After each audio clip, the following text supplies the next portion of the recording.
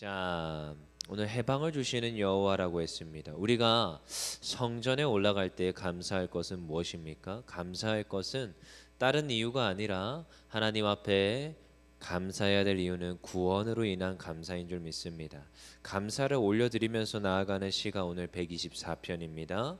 우리 1절부터 이제 8절까지 쭉 이어지는데요.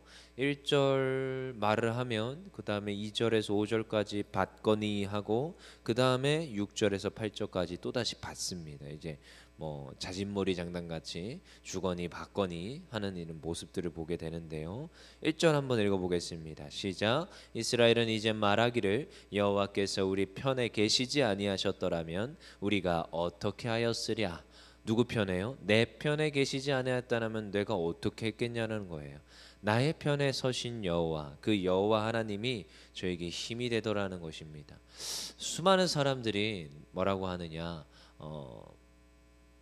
여호와는 나의 편이다 얘기를 하는데 진짜 내 편인가? 한번 돌이켜 생각해 봐야 됩니다. 진짜 내 편인가? 진짜 내 편인가? 때로는요 나의 편인 것 같은데 저쪽이 승리하는 것 같고 저쪽이 더 잘 되는 경우들이 있습니다.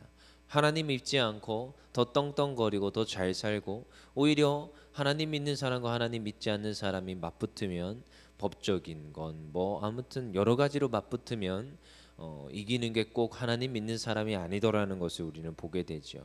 그래서 때로는 이제 좌절하기도 하고 절망하기도 합니다. 신앙인들이 살아갈 때 누가 내 편이냐, 누가 내 편이냐, 여호와 하나님이 내 편이라는데 지는 것 같은 그런 삶이 이어지더라는 거예요. 그러면 이제 막 이제 고민하게 되는 거죠.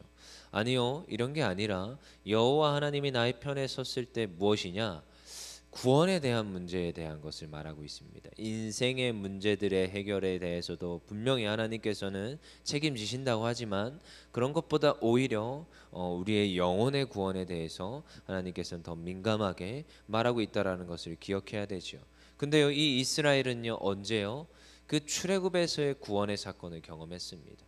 출애굽 때에 이스라엘을 하나님께서는 구원해 주셨어요. 노예였던 그 이스라엘 백성들을 하나님께서는 모세를 통하여서 10가지 재앙을 베푸시고 그리고 나서 이 이스라엘을 구원해 주셨지요. 근데요, 그게 만약에 이스라엘에게 10가지 재앙이 만약에 왔다면 얼마나 끔찍한 일이겠습니까? 근데 하나님께서는 이스라엘에게 10가지 재앙을 준 게 아니라 애굽에게 줬다라는 거예요.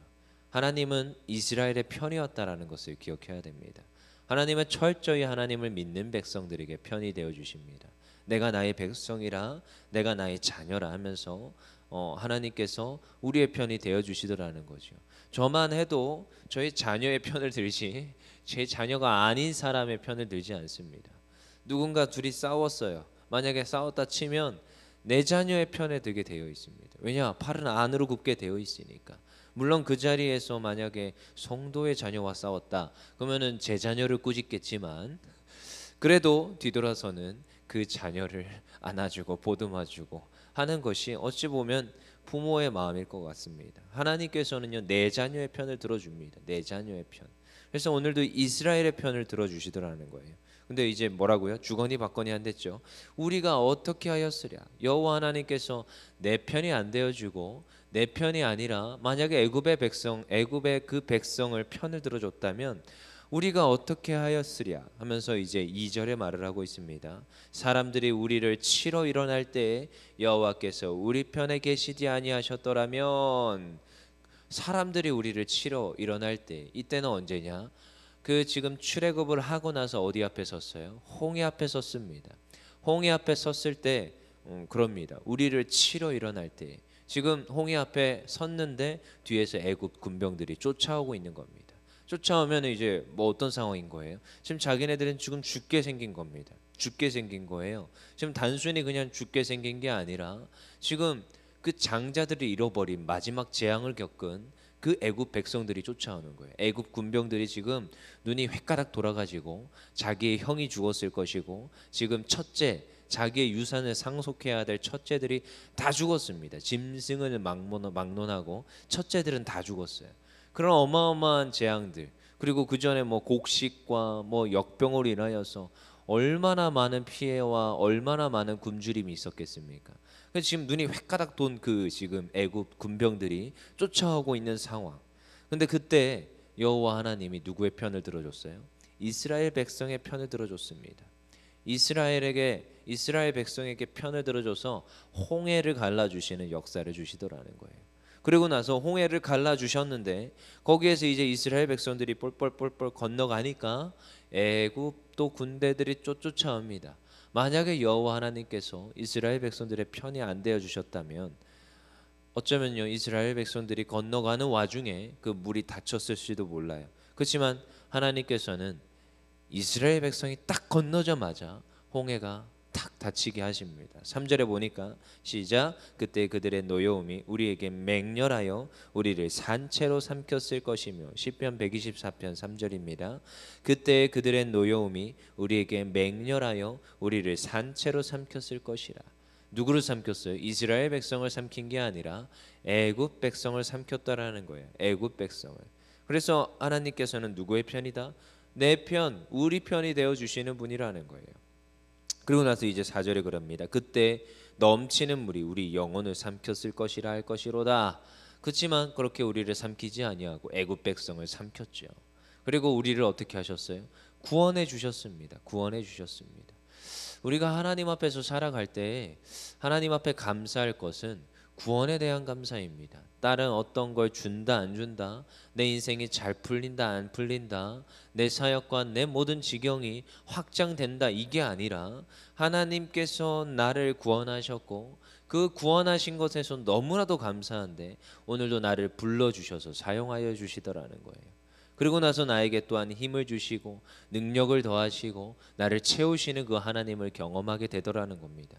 그게 또다시 감사이고 은혜라는 겁니다. 그리고 나서 6절에 뭐라고 합니다. 124편 6절 시작. 우리를 내주어 그들의 이에 씹히지 아니하게 하신 여호와를 찬송할지어다. 지금 애굽 백성들이 씹어먹겠다고 찾아왔었는데 하나님께서는 이스라엘을 구원하여 주셨어요. 그것에 뭐 한다고요? 감사하고 찬송한다는 것입니다. 감사를 아는 사람들은 찬송하게 되어 있습니다. 감사를 모르니까 찬송을 안 하는 겁니다.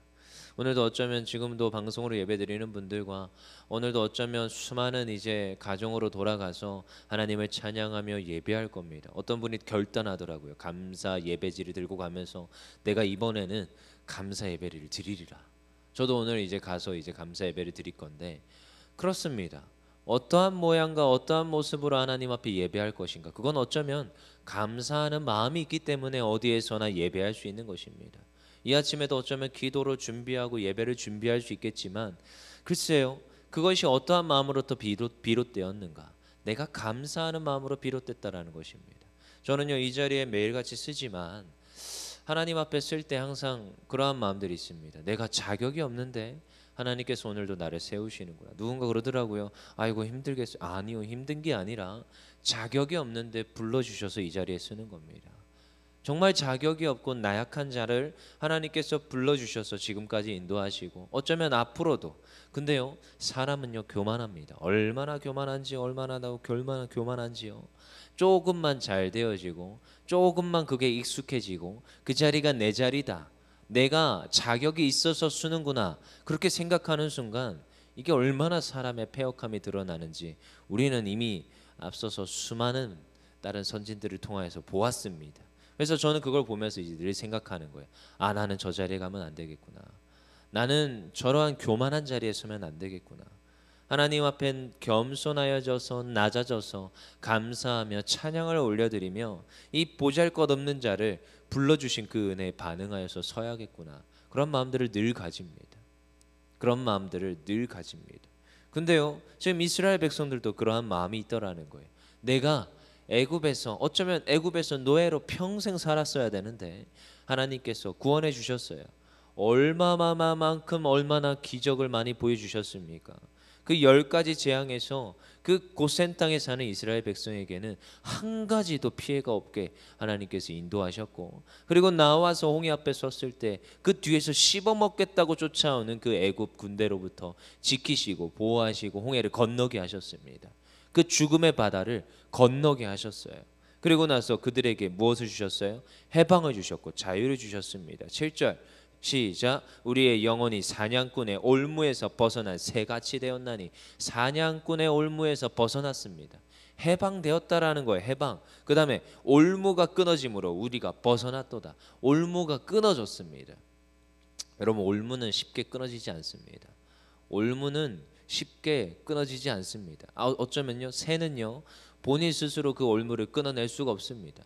퍼덕이면 퍼덕일수록 그 올무에 더 칭칭 감기고요, 퍼덕이면 퍼덕일수록 그 올무에서 더 깊이 들어가고 더 세게 묶이게 되어 있는 게 올무입니다. 그런데요, 수많은 그리스도인들이 이 착각을 해요.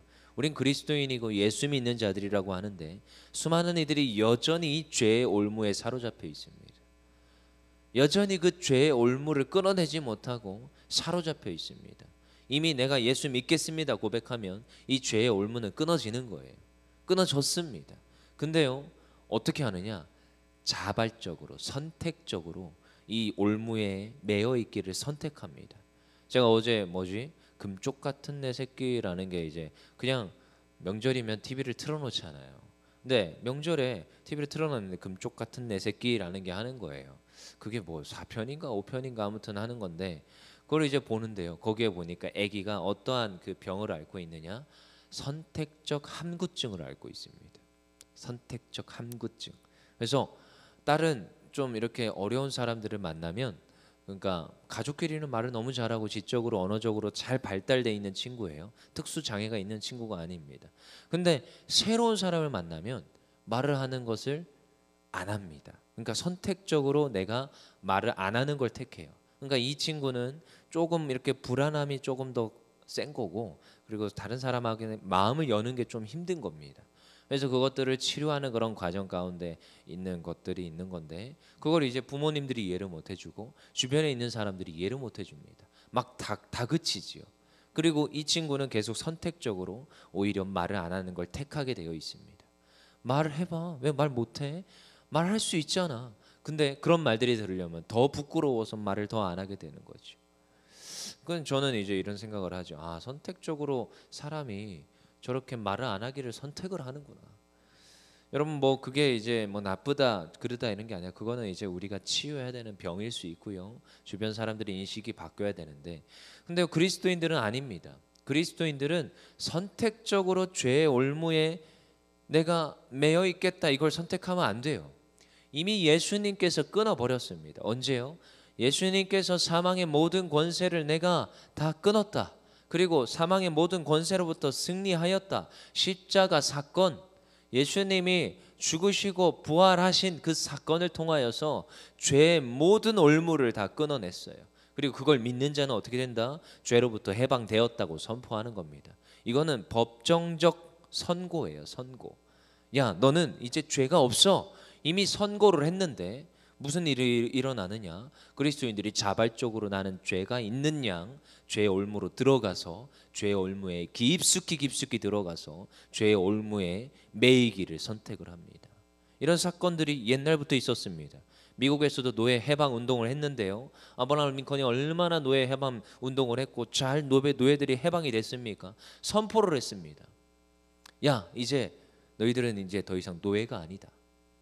근데요, 그 노예들이 무슨 선택을 하는지 아십니까? 주인 집에서 나가기를 거부합니다. 전 여기에서 노예로 살겠습니다. 왜요? 돈이 없어요. 가진 게 없어요. 나가봤자 경제적 활동을 할 수가 없습니다. 흑인이라고 누가 날 받아주지도 않아요. 실제로 노예로 해방됐다고 해서 주인 집에서 뛰쳐나가서 아싸 해방이다, 나는 이제 자유다 하고 갔는데 굶어 죽어버린 거예요. 그래서 다른 노예들이 그걸 보고 아, 그렇구나, 우린 그냥 여기 주인 집에서 노예로 살아야겠다 선택을 했다고 합니다. 그러니까 기이한 현상이 일어났대요. 미국에서 노예 해방을 시켰는데 여전히 노예들이 자발적으로 노예이기를 원했다고 합니다. 근데 이게요, 미국에서만 일어난 사건이 아닙니다. 우리 이 대한민국 이 조선 땅에서도 있었습니다. 조선 땅에서도, 조선 때도 분명히 노예들을 해방을 시켰습니다. 갑오개혁 뒤에 아, 너희들은 이제 노예가 아니다, 노예 이 제도가 폐지가 되었고 노예 문서는 다 불살라 없앴다, 자 너희는 자유다 했는데 노예들이 어떻게 하는지 아십니까? 양반집에서 머물러서 안 나갑니다. 제발 주인님 저희들이 나가라고 하지 마십시오. 전 여기가 편합니다. 여기서 살겠습니다. 안 나갑니다. 안 나갑니다. 그래서 저희 아버지가요, 노예를 받대요. 저희 할아버지 집에 있었던 양반집이었거든요.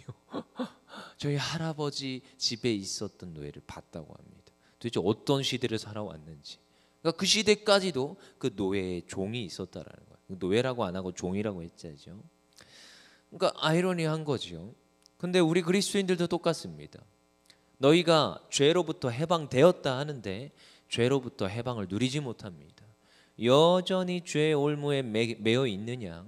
아니요, 세상으로부터 너희가 구별되어서 성도로 살라고 하는데 여전히 성도가 아닌 양, 여전히 세상 사람인 양 살아가는 것이 우리의 모습이더라는 겁니다. 그리고 죄의 올무에 매어서 어떻게 합니까? 새가 퍼덕이면 퍼덕일수록 올무는 더 칭칭 감아오고요, 목을 조여옵니다. 죽음으로 가는 거예요. 그 사람은 깨닫지 못합니다. 그 새는 깨닫지 못합니다. 자기의 생명이 0.01%씩 줄어들고 있다는 것을 깨닫지 못해요. 그러면서 죽어가는 겁니다. 죽어가는 겁니다. 뭐라고요? 7절에 올무가 끊어짐으로 우리가 벗어났도다. 이 자유와 해방을 누려야 되는 줄 믿습니다. 우리가 이 자유와 해방을 믿어야 되는 것이고 누려야 됩니다. 이미 우리에게 선포되었고 우리에게 이미 주셨어요.